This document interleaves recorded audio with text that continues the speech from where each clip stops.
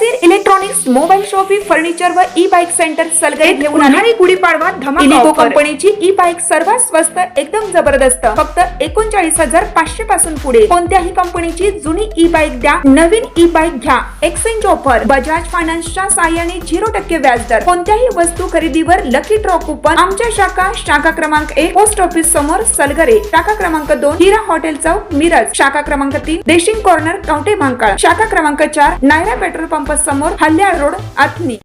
प्रत्येक बातमीतील घटनेच्या वास्तविकतेची तुलना थेट पाहत रहा चांगली अपडेट।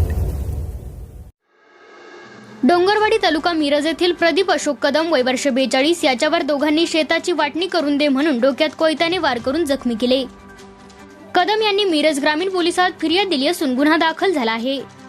डोंगरवाडी येथील प्रदीप कदम हे शेतात मशागत करण्यासाठी गेले होते।